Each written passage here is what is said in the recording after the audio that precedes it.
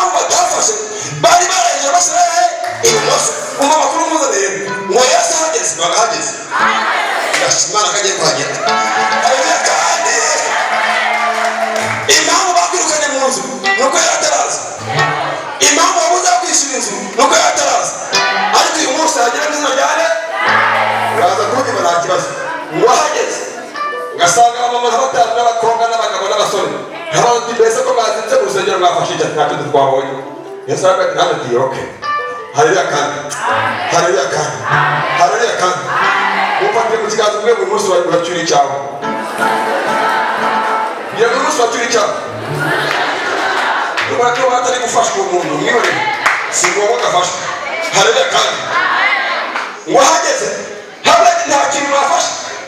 n'ukuntu mwazindutse n'ukuntu mwaraye ijoro nta kintu mwabaye hagati ni ukuri kw'Imana nta n'inubwo hari ikintu bita ikigoyi rero mu rukizi ikigoyi ni ikintu kiba gifite ubwanwa noneho kitarakura kiba kitari niba bakita impamvu basize ibyo bakita impamvu noneho rero agati kabyo bakita ikigoyi ni akantu abantu barugeni babizi noneho rero baravuga ati nta n'inubwo niba twagize gute twafashe Yesu aravuga ati bareka ni gusunikeho gakeya buri muntu cyane ngo umuntu ntumwishime niba kugira ngo usunike usunike yewe kuko niba kugira ngo usunike nawe usunike Yesu aravuga ngo nimucure ubwato gatoya Petero ati mbara reka sari wagemerera tukavuga Yesu ati ntacyo ati mwigisha turi saa yine saa tanu saa sita z'amanywa kandi amafupa ajyanye apfa ajyanye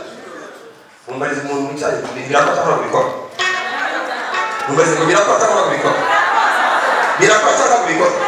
iyo umuntu ko bikora ahubwo azaba yahereje kabiri gatatu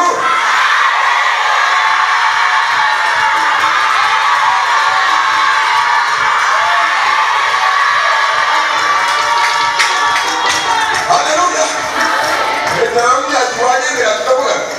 ko tugeze saa sita n'igice kandi z'amanywa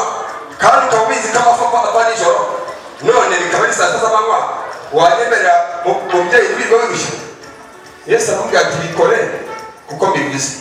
ubwira uwo muntu mwicaye ngo ntusuzugure noneho Petero haravuga ati cyangwa ariwo wivuze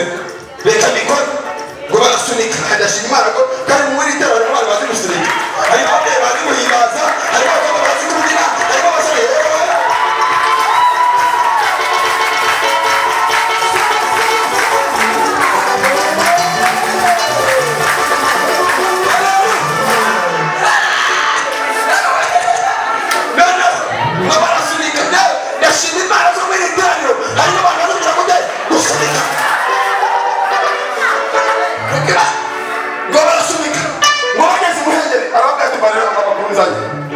hagati rero ni mukuri ibumoso mujugunye he iburyo ngo bakuri ibumoso bajugunye he mufate mu kiganza ngo umunsi ubwiye ngo urajugunye iburyo urajugunye he umaze iminsi ujugunye ibumoso umaze iminsi ujugunye ibumoso ariko uyu munsi jugunye iburyo mu izina ryanjye